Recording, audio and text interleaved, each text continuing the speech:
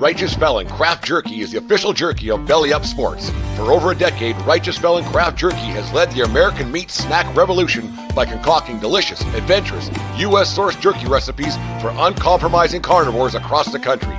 With 15 different flavors to choose from, Righteous Felon has all jerky lovers covered, and by using promo code BELLYUP, you will get 15% off your purchase at righteousfelon.com. Do your taste buds a favor today and rip into a bag of Righteous Felon jerky.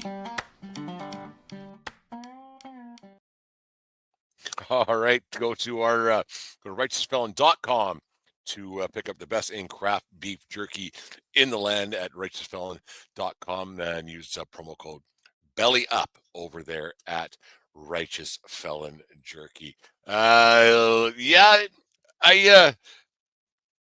For those you don't know, I mean, everybody knows. I guess I work in baseball. I'm passionate about the sport of baseball for since I was 5 years old. Since we made the big move from 19th Street in Fort McLeod over to 22nd Street, and there was 2 little league parks across from the house, and that my mother still lives in. Every time I go home to Fort McLeod, I still tear up a little bit and well up and go for a little walk and just reminisce about the glory days. Bruce Springsteen back '84, glory days. So one of the best songs I think. Going. But anyways, baseball is it's a funny thing. It's a funny thing. I'm old school. I guess I'm pretty much as old school as you get. Not maybe Sparky Anderson old school or that kind of, but ball strikes, out, face, batting average, runs, and you bat. Yeah, you win, you lose, and that's it. I am having a real hard time. I'm having a real hard time with today's way of broadcasting games, today's way the game is played, today's game the way is portrayed, today's game the way is just perceived, all of it. And I love baseball. Like I work in it. I baseball all day, every day, every single day. I baseball. Like in certain ways and around the game of baseball. I'm around it nonstop all the time. And so everything I'm about to say, do not take it that like I hate baseball or that I'm a baseball hater. Don't at me or whatever you want to say. I'm just having a real hard time with the way it is all put together. A couple of weeks back, I was sitting down here in the sports bar, the Yankee Tavern North, I call it, watching a ESPN game. I think it was the Dodgers and the Cubs. It doesn't matter. Actually, you know what? It doesn't matter, and that's the problem. It didn't matter. I was so disgusted with the broadcast on ESPN, and I don't blame the Major League Baseball for walking with ESPN, because the dribble that they were putting out there was absolutely the reason why nobody watches baseball anymore. If anybody can tell me, anybody, send me an email at 1420sports@gmail.com. Send me a thing on Instagram, Twitter, whatever you want to do. If anybody can tell me who gives a fiddler's toot, and I would have said something a little bit differently, but I'm trying to grow up a little bit. If anybody can tell me who gives a rat's butt what somebody's front side does on a swing, if somebody can tell me what somebody's launch angle means to what a game is, if anybody can tell me who decided this was a good idea, that this should be prominent on a national broadcast when you have one of the best players in baseball history playing the game, if anybody can tell me within reason and convince me that this crap should be on television, then I'll buy him a beer. Every at-bat was his front side was this, his back side was this, his bat was this, his launch angle, his WAR is this, his FW WAR was... Who cares? Who cares? I don't care what somebody... that's a good swing. If I hear that's a good swing one more time after a guy pops up on a 2-1 slider, I'm going to lose my marbles. I'm going to lose my absolute ever-loving marbles when somebody says, it's the process. No, it's not. Winning and losing. I don't care if somebody check swings and bounce over somebody's head, and a guy gets on base. I don't care if a guy bunts one down third that goes to the third baseman's leg, he gets on base. You know what? That guy might score a run. If a guy has a great swing 10 times, oh, it's a great swing. Oh, it's a good swing. Pops up 10 times in a row. You know what? He's out 10 times in a row. I have had it with this analytic BS that just doesn't seem to want to go away. I do not understand why we are subjected to it on a nightly basis on national broadcasts. You know why no one watching your crap? Because it's crap. Same thing happened last night, watching the National Hockey League, watching the Maple Leafs game against the Ottawa Senators. They're in overtime. They're talking about breakouts. Who cares? Quit psychoanalyzing the game. I'm not learning anything. I'm never going to swing a bat, break out of a neutral zone ever again. Entertain me. Tell me about stories about yesteryear. Tell me about things that might happen. Break down the game that's going on. It is unbelievable that somebody in these ivory towers in New York City, in Toronto, or wherever it might be, thinks that people actually care about launch angle. Either it goes out of the park or it doesn't. It's a base hit or it's not. That's it. I don't care what some guy's front side did because his back twitch and his this was that. He had a bag full of spits in his back pocket. I don't care. Nobody does. And if I'm wrong, tell me. But I'm not. Because nobody in their right mind wants to hear that drivel. Nobody. Did your team win? Well, they were close, but he was on his right side a little bit too much last night, a little flat-footed. No one talks like that. Nobody.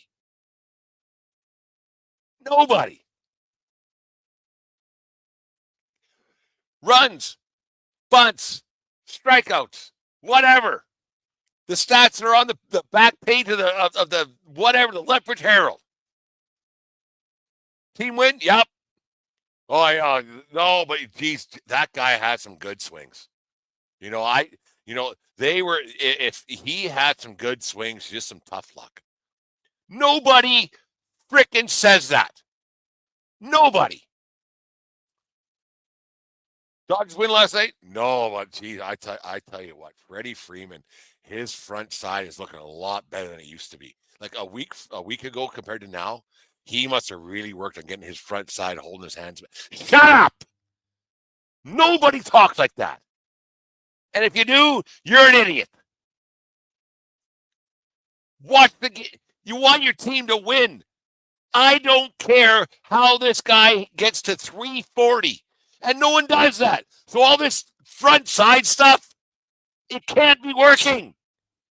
It can't be working. More strikeouts now than ever. Oh, it's a good swing. Yeah, but you missed the ball. Look, you missed the ball. So it couldn't have been that great of a swing. There's more strikeouts than ever. There's more crap than ever. And ESPN does this. You know what's a good broadcast? I know I'm a Yankee hugger. And I know they won a lot of championships. But you know it's a lot of fun? Listen to David Cohn, Paul O'Neill, and Michael K. talk. Talk about the old days. Yeah, it was fun. Yeah, it was good. Listen to Tigers broadcast. I watched Tigers game today. Fun. Talk to some old players. Nobody cares about that other crap. FWAR. I am the biggest baseball dork that I know. And I should probably learn it. But you know what? I'm not going to for that reason. I care who wins, who loses, batting average, home runs, RBIs. I don't give a fiddler's crap about all that other shit. And it's got to change. You're losing people from watching that because stats are for nerds and losers. Projected base hits. Oh, well, he had a great swing. Yeah, he went 0 for 40, but boy, he's got a pretty swing. Boy, but if he could just make contact, heaven forbid. It drives me absolutely up the walls bonkers when I listen to that crap. Like up the walls, like nuts. And you just wonder why it got to that point. If anybody tells me, if you do, let me know. I'd like to have you on the podcast to let me know why that enthralls you. Why you want to watch that. Why those stats and the launch in your front side and back side and hip pocket and this. Tell me why that enthralls you. Oh, geez. He's putting it together. It's the process. It's the process. Well, he doesn't catch up on this process, playing AA, and then it'll be Leopards Bulls next week. Like, I don't get it. I don't get it. And if somebody can explain to me why they like it, all the glory to you. I'll listen. I'm a listener. People who know me will disagree. I'll interject the odd time. But I want to know. I want to know why the average person who's never going to swing a bat ever again, and that's most of us.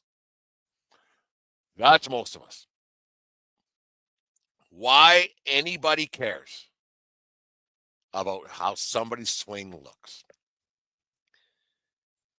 Why like Griffey had the greatest swing ever, right? Pretty. I didn't care what his launch angle was. Yeah, that's a great swing. Because it was. These guys, I just fill me in as to why we need to know what somebody's launch angle is, what somebody's projected home run total is, blah, blah, blah. Wins, losses, batting average, RBIs, home runs. That's all we need to know. The rest of it's all crap. It's all crap. At ESPN, there's a reason why Major League Baseball said, you know what, we're good. Because you focus on that. And it's terrible. It's terrible. That's why I put on, when I'm watching a game, I put on Jim, the Fan of the Van podcast. Right? Simple. Put on a podcast. Put 1420 podcasts on next time. Listen to this. Listen to my show. Gonna put a lot more on next time. I got a little story to tell about how I'm planning to put this all together. It's tough, but anyways, there's my little rant about baseball here on this Friday night, 6:57 p.m. Mountain Standard Time, Mountain Daylight Time, I guess. Beautiful day today. Geez, 27, 28 degrees, which is 175, I think, in American, but plus tax and everything, tariffs and all that stuff. Anyways, for those of you who listen to the show once in a while and know me a little bit, I umpire amateur baseball. It's a passion of mine. I've done it for a long time. Was off for a few years there, but I'm back into it, and it's I'm going to the Little League National Championship back in July. But I start another day. But last Sunday, the PBA junior junior varsity showcase college tournament was here in Lethbridge. So I went out there to do a few games. And Sunday morning, I was a little tired. I mean, I'm old, so I had it was my 8th game in 4 days. So I was a little tuckered out there, eh? The little bucker who gets a little tired sometimes. But I was actually, you know what? I wasn't that tired. I was in bed pretty early on Saturday night. Me and Deanne, we went to Boston Beach to watch hockey. Actually, first we were back here by 9 o'clock, so it wasn't that bad. Anyways, got to the ballpark, and I was on home plate the first game, and I won't say who was playing because they might listen to this and have a different story because there's always 3 sides to every story, right? My side, his side, and the truth. But anyways, the coach that I eventually ended up having a little set to with, he got my nerves a little bit early. he was lollygagging to the home plate meeting, and that didn't really get me very very happy because the weather was supposed to get worse throughout the day. So we're trying to get the games in and get everything done. But he kind of came up and didn't really care, and he uh, he made it feel like I was doing him a favor by being there. And I was like, no, this isn't how this works, man. You're in Brent's world. You guys are just living at this moment. I'm not an umpire that by any means looks for trouble. I care just enough to be really good at it, but I don't cause trouble. I don't throw guys out. I don't I settle arguments. I like the four rules are ignore, acknowledge, warn, eject. I ignore. Then I acknowledge, and that's pretty much as far as it goes. Well, anyways, in about the 7 inning games of tournament style baseball, but in the seventh inning, this game was dragging on quite heavily. And if I'm boring you, I get it. But it's quite a funny story how this all turns out. In about the seventh, the game was dragging on. Like it was like, oh, everything this team did was slow. Like they walked to the mound slow. They started the warm up slow. They got to the batter's box slow. They had a sense of arrogance about them that I wasn't really appreciating at my old age on a Sunday morning. I was like, you fuckers. I was like, oh, this is going nuts. And even the other team's coaches were like, Jesus Christ, they're slow. I was like, yeah, this is there's only the one thing worse than bad baseball. It's slow baseball. And this was slow baseball, and it was starting to drive me nuts. And I wasn't I wasn't appreciating the tone and the banter I was getting back and forth. Anyway, so about the seventh inning, the catcher and the pitcher had a cross up, and I wore a fastball right off the face, and it wasn't hard. It was hard, but it wasn't, you get used to foul balls, whatever.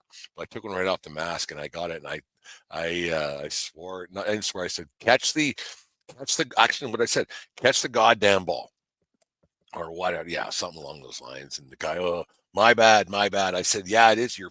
And then that's when I swore at the kid. I said, yeah, it is. It is your bad. It sure as fuck ain't mine.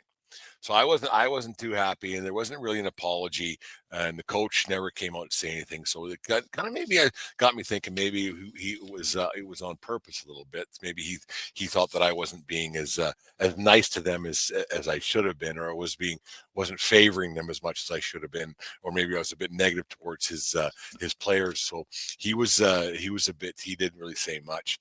And then there was a couple close pitches that, of course, he the team didn't get, because I know it would have been right down the middle, or a guy would have had to swing for them to get that pitch after me wearing one in the face. So I balled a couple of pitches, and coach he spouted something to me, and I I reached down to my ankles pretty much. For those who were going to watch on YouTube later on, I reached down to my ankles and I went, yeah, you're done. You get out of here. And I didn't swear. I didn't swear. I said, you can get out of here. I've had enough of you.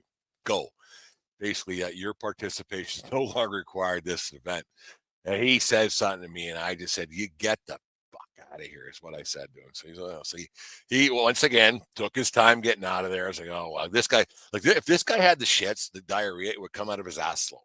Like, that's just kind of how this guy was. It was awful. Like, he was an awful human being. And that's the thing. You know what? Don't be a shitty person.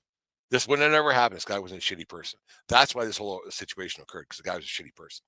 But anyways, so he went around the corner, and he was still standing there, and his catcher was still taking signals from him. So I saw where he was standing, because I work at Spit Stadium, so I kind of know all about the ins and outs of the where it all works. So I went on the corner, I saw him standing there, and I said, "Would you beat it? Get the f out of here." He said something back to me, and I said, Jesus. And I got thinking, that's the first time I've ejected a guy in a lot of years, and all the X amount of games I've done. And you know what? It wasn't me. It was him. It was him. I'm a good person. It was that guy. He was the problem, not me. If that guy wasn't being a dick, we would never had a set to. But he was being a dick. So here's the story, kids. Don't be a dick. It's pretty simple. When you go into the baseball field, you're there to have fun. You're there to smile, laugh, hit, runs, blah blah blah. And then umpires, you're there to watch the ball, strikes, out, saves, have a beer, go home. And this guy made it impossible because he was being a dick. You know what? When you go to the baseball field from here on in, don't be a dick. It's pretty simple. Anyways, there's my injection story. Hopefully the last one I have for another 6 or 7 years, or hopefully longer than that. I'm getting old. I'm getting old. I'm a little revved up too. I was a little quite amped up actually. I was pretty mad when I got back to the dressing room. Good thing it was the last thing in the game. Who knows what could have happened? Anyways, there it is. 1420 Sports Bar Podcast. Four Beer Sports talking a whole lot more. A lot of fun doing this on a Friday night.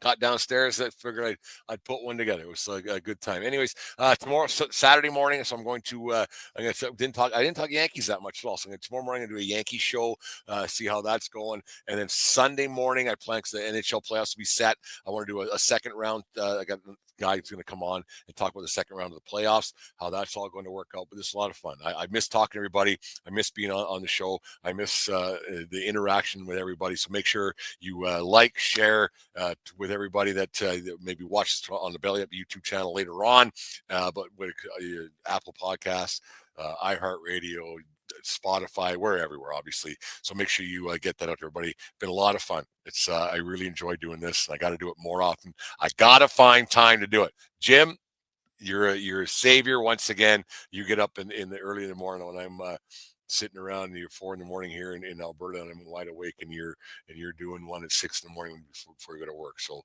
you're the inspiration once again to do this, but it's been fun. Anyways, there's the 1420 Sports Bar Podcast. Four Beer Sports talking a whole lot more. Yankee show tomorrow morning, fun show tonight, and then a hockey show on Saturday, probably on Sunday, doing a bullhorn over the weekend as well. Leopards Bulls, hey, been a lot of baseball executive, man. There it is. Anyways, the 1420 Sports Bar Podcast. Four Beer Sports talking a whole lot more. Take care of each other, but more importantly, take care of yourselves and year round. And remember, it doesn't matter where you are, it's who you're with. Have yourself a great Friday night or a Saturday or whenever this is.